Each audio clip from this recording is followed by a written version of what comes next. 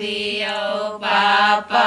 जोड़िया लगाई गे माई गुड़ से बैसला भैया बिकी भैया दियो भैया जोड़िया लगाई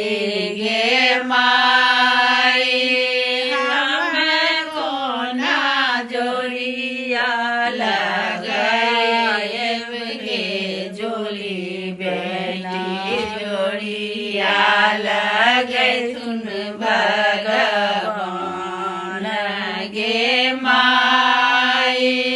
हमें कोना जोड़िया लगाए बगे बहिन